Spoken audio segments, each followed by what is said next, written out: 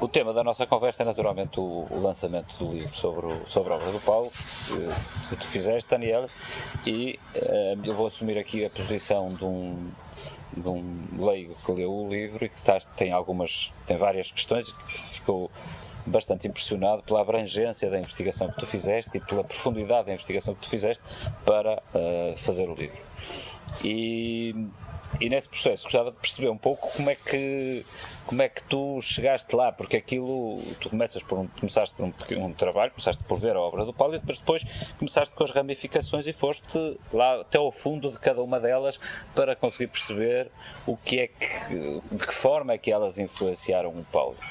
Eu acho que esse processo deve ter sido um processo, para já, interessantíssimo, mas bastante difícil, porque do ponto de vista da sistematização da informação, ela não devia estar ali sistematizada à tua espera. Como é que tudo isso se processou? Então, você conhece o escritor do Paulo? Essa é uma das razões porque eu estou a falar. Então, que está não muito em ordem. E então, o primeiro trabalho que eu fiz foi abrir as gavetas e dar uma olhada ao que estava lá. As gavetas, os tubos. E foi muito, muito interessante e muito engraçado, porque tinha coisas incríveis que parece que ninguém nunca tinha visto tudo isso. E com o Paulo foi também muito engraçado, porque às vezes eu era perguntando ao Paulo, mas por que aqui funciona assim, que é esse projeto, quando que você fez, como que foi? Não, mas essa coisa aqui não vale nada, esquece. Eu apenas fiz 3 obras, a Patriarca, o Paulistano e não sei, a terceira cada vez mudava. E depois olhava o projeto e falava: não, mas isso aqui é muito bonito, olha aí. E então foi muito interessante, porque o começo do trabalho foi começar a ver o que estava no escritório, porque acho que um limite das pesquisas atuais sobre o Paulo é que todas falam dos mesmos 20, 30, 40 projetos, com as mesmas imagens dos mesmos projetos, e é sempre a mesma coisa de forma pouco diferente. Então, o primeiro trabalho foi acrescentar o conhecimento sobre a obra do Paulo. E depois disso, por exemplo, acho que uma coisa mais importante do livro, todas as obras do Paulo novo, depois da graduação, porque pelo que a gente sabia, a primeira obra do Paulo era o Paulistano. E eu achei 20, 30 obras antes, que é muito interessante, porque essas obras permitem de ver o que era o Paulo com os seus ídolos quando estava jovem, o que ele estava gostando, os erros também, mas como que ele conseguiu se tornar o que ele é. Então, acho que foi uma parte muito interessante. Então, a primeira parte do trabalho foi muito, muito humilde, muito banal, mas acho muito importante. Então, ter um conhecimento muito mais amplo da obra dele. E eu descobri coisas mesmo quase incríveis. Tem obras construídas do Paulo, que são muito poucas as obras construídas do Paulo, 80, coisa assim, nunca publicadas, e estavam lá, em São Paulo, porque todo mundo continuava a publicar as mesmas 20, 30 obras. De que já havia material organizado. Exatamente. E o Paulo falava: não, mas sim, não sei, não me lembro, isso aqui não existe. Não, exato. Isso é típico dele. É típico. O Paulo, acho que não tem a consciência toda do trabalho que ele fez. Tem coisas perdidas na memória dele, das obras do passado. Sim, na memória, sim, talvez, na memória seletiva dele, sim. Tem. Depois é o que tu dizes, quando a gente começa a escavar e ele de repente diz uma coisa bombástica sobre a obra que não presta, não sei o quê, depois começa a se escavar e ele começa a lembrar-se e começa a dizer: não, tinha aquilo, e pronto, já começa por aí fora e obviamente que lembra. Mas acho que tens razão, e é uma coisa que é engraçada, eu trabalho com o Paulo há uns anos e privamos muito, e ele mostrou-me a casa dele e o Paulistano. Foram as duas únicas obras dele que eu fui ver com ele. Pronto. E depois ele está sempre a dizer, a gente não anda a mostrar aos amigos aquilo que a gente faz, não se mostra isso, não se fala sobre isso, e portanto o Paulo tem uma coisa que eu acho muito bonita, tem uma certa humildade relativamente àquilo que faz, uma certa grande humildade em relação àquilo que faz, e eu acho isso, pessoalmente, eu acho muito bonito. Mas percebo, portanto, por daí a tua dificuldade de conseguires descobrir material para andar por aí fora. A segunda parte que eu acho que é interessante, e um outro ponto que eu acho que é muito interessante e que gostava de falar, gostei muito, já agora, mas isso digo a seguir, gostei muito também da introdução do Francesco, particularmente da segunda parte, em que Francesco faz uma síntese muito clara do Paulo, porque se alguma característica se pode dar ao Paulo, é uma característica, o Paulo é o verdadeiro contemporâneo, é o homem que vive o mundo no momento em que ele está. O Paulo não vive no passado, e acho que muito dessa vontade dele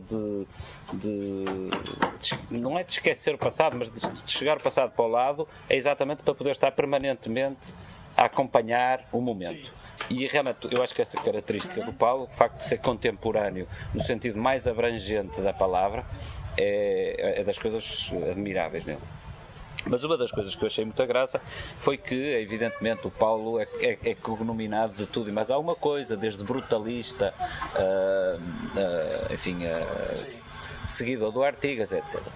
E tu, lá no livro, a certa altura, defendes uma tese muito engraçada que a mim me surpreendeu por vê-la escrita, mas raciocinando não consegui ir contra, que é o pô-lo na linha, e no fim de contas, sim, na linha do Heidi mais do que na linha do Artigas. E eu achei isso muito interessante e gostava de que tu me explicasses, que me dissesses, não sei se alguma vez tu falaste disso com o Paulo, sobre isso com o Paulo, mas achei muito interessante porque é uma visão que me parece que se encaixaria perfeitamente, realmente, dentro de uma interpretação como outra qualquer, se encaixaria perfeitamente ao vermos a obra do Paulo. Sim, ma o Paulo nunca falou Euredi, o arquiteto mais importante, digamos, meu mestre Euredi, Paulo nunca falou, ma que o Euredi era o arquiteto que todos os alunos do Mackenzie, o Saraiva, o Penteado, o Paulo, stavano olhando mais do que todos os outros que fosse o Euredi, isso aqui é certeza. E o Paulo fala também. Então, isso aqui sabemos, mas depois acho que seja. Tem um fato muito banal, mas muito explicativo, acho. No 56, 57, 57 e 58, quando o Paulo faz o seu primeiro projeto importante, que é o Clube Paulistano, o Artigas ainda não tinha feito nada desse jeito. Então, a obra, a referência fundamental para o Paulo é muito claro que era o Reidi, que tem uma elegância muito diferente do que o Artigas, e depois tem un'altra cosa, o MAM foi feito sobre uma terra no meio da água, do mar. Então, essa aqui é a aula o que ele aprendeu do pai. É a sua ideia de arquitetura. A arquitetura é a construção da natureza, não é o predinho, o edifício, 3 andares. Fazer arquitetura é construir a natureza para construir o território para o homem. Então, é uma ideia de arquitetura muito abrangente, mas já muito clara nesses anos que são os primeiros anos da carreira do Paulo. E eu estou muito d'accordo com o que você falou da contemporaneidade do Paulo. Eu acho muito, eu não sei se eu consegui explicar isso no livro, mas acho quase incrível o que o Paulo conseguiu fazer nos anos 80, depois da volta da democracia no Brasil. A Loja Forma é um projeto que eu não vejo outros arquitetos com 60 anos capaz de se reinventar desse jeito, fazer um projeto assim jovem, sem eu não estou muito de acordo com essa definição de brutalismo, essa coisa, mas tudo bem. Mas que todo mundo usa, mas ser capaz de entender que o mundo tinha mudado, que seria patético continuar a pensar ao mundo como que era nos anos 60, acho incrível, mas acho que, por exemplo, o Artigas nunca poderia fazer uma coisa assim. O Artigas nunca daria a volta. O Paulo tem não sei se é uma liberdade, uma capacidade de esquecer também, tem uma grande elegância, mas o partido não é formal. Então conseguiu mudar não a lógica do projeto fica a mesma, é sempre o Paulo, mas os materiais, a estética completamente. E acho essa acho incrível. Sem dúvida. Não tem nada de nostalgia dos heróicos anos 50, 60, quando a gente pensava de poder mudar o país. Não tem nada disso no Paulo. Agora somos nos anos 80 e depois estamos nos anos 90. Então, vamos fazer a luta agora. Agora, exatamente. E com outros instrumentos. Com outros instrumentos, mas e com a geração deste momento. É exatamente isso que eu acho notável nele.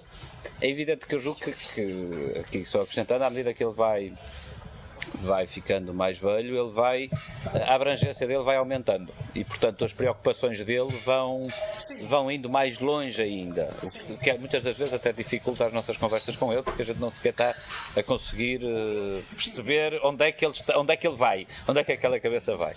Mas é verdade e hoje em dia, nomeadamente em função de toda a situação que o mundo atravessa,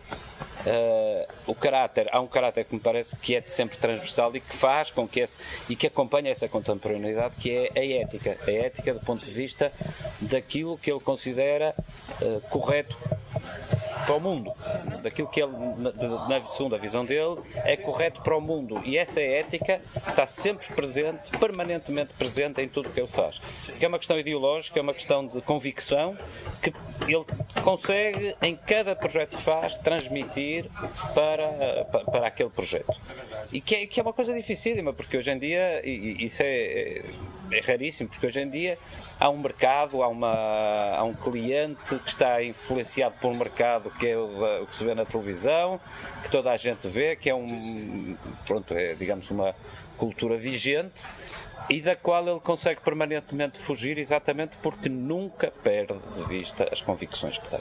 E isso, para mim, é talvez a característica mais marcante de tudo o que tenho feito com o Paulo.